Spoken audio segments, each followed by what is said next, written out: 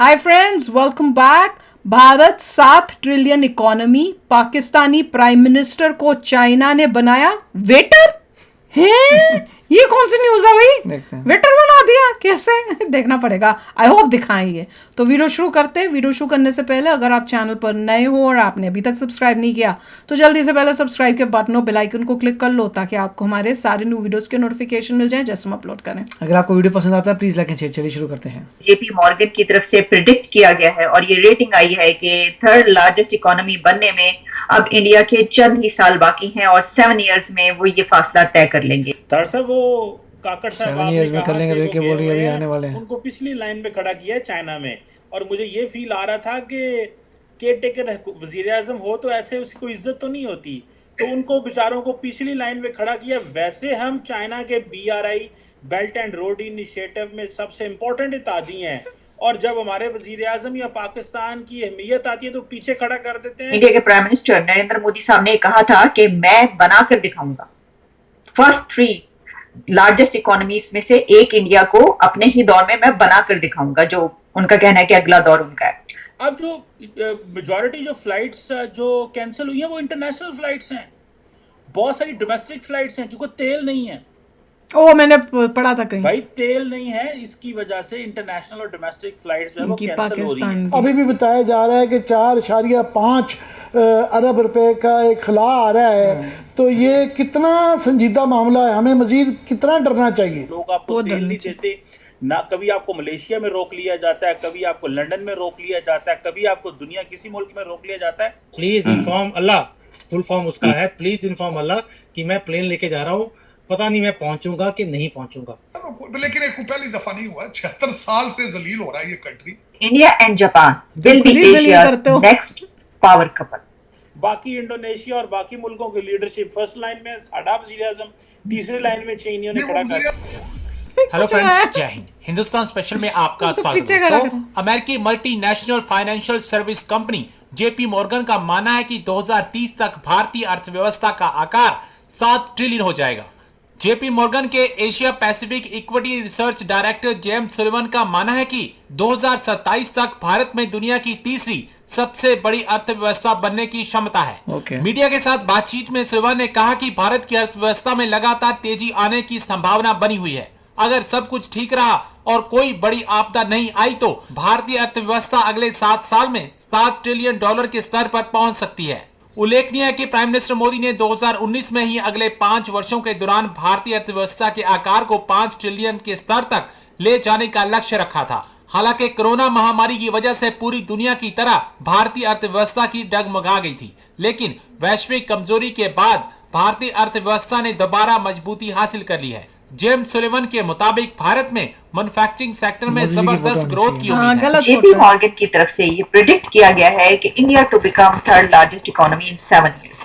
अब देखिए, JP Morgan के एमडी ने ये कहा है, इसलिए ये कोई छोटी बात इसलिए नहीं है कि जेपी मॉर्गन कंपनी जो है वो American multinational financial services company है और इसका हेडक्वार्टर न्यूयॉर्क में है और it is the largest bank इनको इन द Wikipedia मिल यूनाइटेड गया ना। स्टेट्स एंड USA जो आ द गया। वर्ल्ड्स लार्जेस्ट बैंक बाय वापस जाए यार मार्केट अपने देश। कैपिटलाइजेशन। वहाँ तो बहुत सारी Wikipedia भी नहीं इसकी था। जो है डिटेल्स हैं कि ये कंपनी किस तरीके से कंट्रीज के बारे में बताती है। इससे पहले भी कई और ऐसे फाइनेंशियल इंस्टीट्यूशंस हैं कि जो रेटिंग देते हैं, जो प्रिडिक्ट करते हैं, जैसे कि इसको पाकिस्तान उसी के ने बारे में बुलाया है, जब वो भी जब भी फिच की बोलने रेटिंग वाला नहीं आई था, क्या या नाम है किसी भी उस ऐसे बंदे का? फाइनेंशियल इंस्टीट्यूशन की मोटूसा, नहीं, रेटिंग आई दूसरा। तो हमने आपके उसके सामने साथ रखी। बैठा था। अब ये उसको बात पकड़ तो ले काफी बुलाया। अरसे से यार, हम पता इसको नहीं, दोनों डिस्कस को कर रहे बुलाया हैं कि लगता है। इंडिया थर्ड लार्जेस्ट इकोनॉमी ओ, बनने की permanently तरफ यहाँ पे रवां आ गए, दवा इसको है बुला बहुत लिया तेजी लगता के साथ। और इसकी एक और Permanently आ गए। बड़ी वजह ये नजर आती है कि वहां की हुकूमत, वहां की गवर्नमेंट और वहां के प्राइम मिनिस्टर बार बार ये कहते हैं और डंके की चोट पर ये कहते हुए नजर आते हैं। अगर आपको याद हो तो अभी कुछ दिन पहले की बात है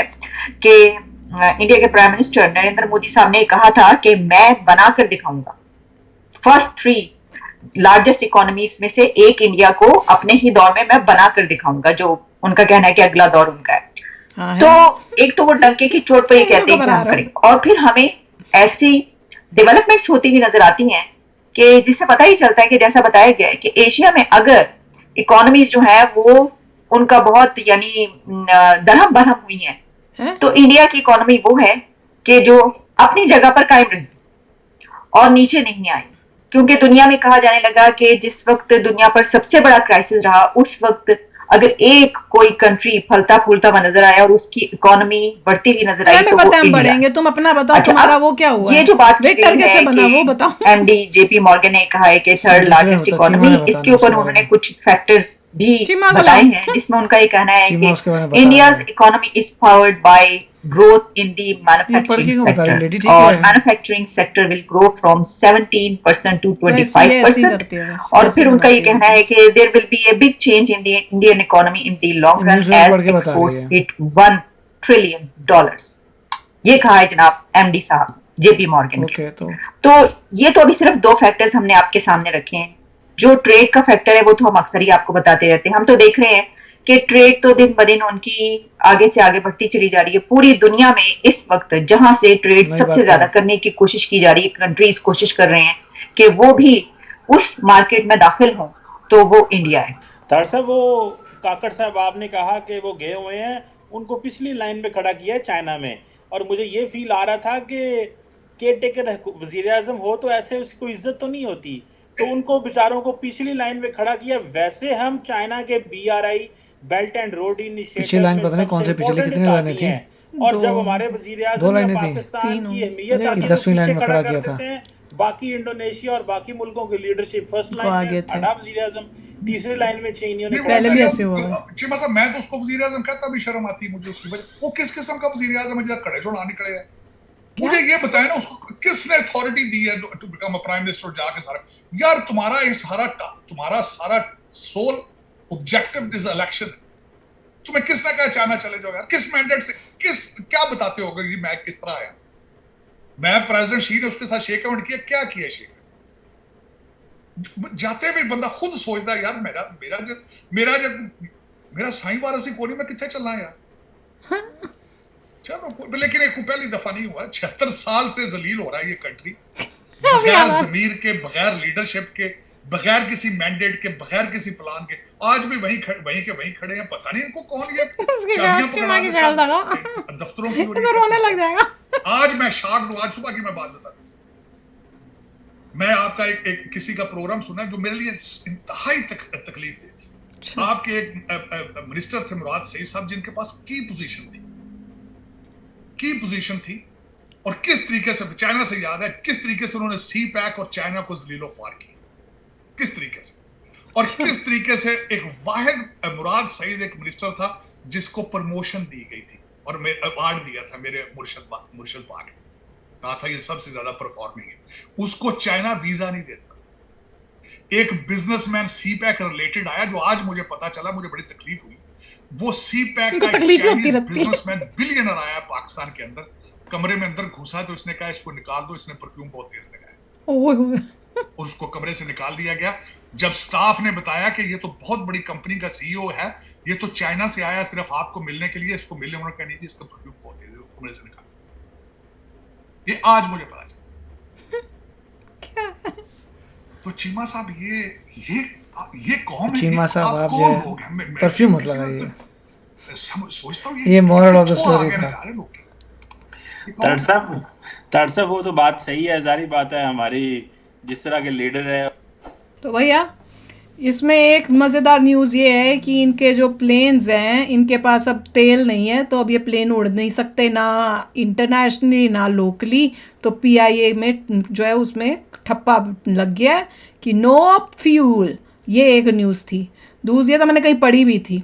तो दूसरी न्यूज़ जो इन्होंने बताई है कि इनका जो सो कॉल्ड प्राइम मिनिस्टर है, हाँ, टेक केयर वाला, वो गया चाइना है। और चाइना में ऐसे लग रहा है, पता नहीं और भी लोग गए हुए हैं, कह रहे इंडोनेशिया और दूसरी कंट्रीज भी थी, पता नहीं क्या करने गए थे सब, मुझे तो पता नहीं। जो उनके BRI में इन्वॉल्व हैं वो सब। अच्छा, तो उसमें इसको फिर से पीछे किया। और पहले भी तो एक ऐसे ही था, मेरे ख्याल से टर्की में भी जब ये गए थे तब वो गया था एक्चुअल वाला प्राइम मिनिस्टर, तो उसको भी पीछे ही किया हुआ था, बैठाया हुआ था, तब भी इनको बड़ी तकलीफ हुई थी। इस बार लाइन में चाइना पीछे ने था। पीछे बिठाया हुआ था, सेकंड रो में या शहबाज कुछ। शरीफ पीछे था हाँ, लाइन में जाके। सेकंड रो में थे शायद, सेकंड या थर्ड रो में। इसमें भी ऐसा लग रहा है सेकंड रो में कि इनको बड़ी तकलीफ हुई है। इनको ये है कि भाई हमें पहली रो में बिठाओ भैया, हमारे साथ तो तुम सी पैक करते हो, ये करते हो, वो करते हो, हमें क्यों पीछे बिठाते हो। तो उन्होंने उनको दिखा दिया कि तुम्हें एनालिसिस किया, अगली बार से परफ्यूम चेक करके करो भैया। वो तो किसी और की कहानी बता रहे किसी थे, और पता के नहीं कोई कौन और था बंदा जो आ रहा है परफ्यूम जो परफ्यूम यूएसए में लगा आया के, था। वो ये सोचेगा कि भैया ये लोग इतने मतलब इतने क्या बोलते हैं लो हैं, इनको यही नहीं पता कितनी इंपॉर्टेंस थी उस बंदे की, वो परफ्यूम के नाम पे उसे वापस कर दिया। यहीं पर ही होता है ऐसा कुछ, कितने अनप्रिपेयर्ड हैं क्या है। क्या पता, हो सकता है क्योंकि उसने इतनी परफ्यूम लगा, उसको ये नहीं समझ आया कि मैं कितनी परफ्यूम लगाना ठीक है नहीं वो है। तो बाहर से जो बंदा आ रहा है उसने परफ्यूम लगाया, मगर वो इतना इंपॉर्टेंट था इनके लिए कि इन लोगों को उससे बात करनी चाहिए थी। मुझे क्या पता क्या चल रहा है। चलो परफ्यूम का एक और चक्कर है यहाँ पे। कोई समझ नहीं आई मुझे उनकी कहानी। परफ्यूम किसने परफ्यूम लगाई, क्यों लगाई, किसने जो निकाला, बाहर से हमें तो समझ डेलीगेट नहीं आ आई। रहा था जो क्रिटिकल था वो। अच्छा, मेरे को लगा पाकिस्तानी ने लगाई है। नहीं, नहीं। अच्छा, पाकिस्तानी ने नहीं लगाई थी, मेरे को लगा पाकिस्तानी लगा के आया। पता नहीं कौन है क्या, इनका यही जान है। जो भी था, परफ्यूम के टंटे भी इनके बड़े अब चल जो रहे भी हैं। इंपॉर्टेंट बंदा इनके पास जा रहा है डील के लिए, इंडिया पहले बोलेगा परफ्यूम इंक्रीज कर लेना थोड़ी। चलो भैया, वो परफ्यूम वाली कहानी सुना, बता सब क्लियर कर देना। मुझे लगा पाकिस्तानी परफ्यूम लगा के गया है, फिर मुझे लगा कोई चाइनीज डेलीगेट परफ्यूम लगा के गया है, तो मुझे क्लियर नहीं हो। पहले मैंने सोचा पाकिस्तानी लगा के, फिर वो कह रहे थे चाइना का बड़ा बिजनेसमैन है जिसने परफ्यूम लगाई है। तो मैंने कहा पता नहीं क्या चल रहा है इनके देश में। इनकी ऐसी ऐसी स्टोरीज आती हैं कि तुम सोच ही नहीं सकते, इसलिए तुम्हें समझ ही नहीं आएगी कि बोल क्या रहे हैं। ऐसे हो भी इंटेल सकता मिलती है है कि जो इनसे करना चाहता है बिजनेस का परफ्यूम इंक्रीज कर दो। सब परफ्यूम सब लगा बढ़िया हो के जाएगा। मजा आ जाएगा। सब बाहर आ कमाल है, जाएंगे। कैसे लोग हैं। तो चलो शेयर करना अपने थॉट्स। चलते हैं, मिलेंगे नेक्स्ट वीडियो में बहुत ही जल्द। Till then take care and bye bye. तो अगर आप मेरे इस चैनल पे नए हो तो जल्दी से सब्सक्राइब के बटन को हिट करो और बेल आइकन को क्लिक करो, ताकि आपको मेरा जब नया वीडियो मैं लगाऊं आपको उसके बारे में जल्दी से पता चल जाए।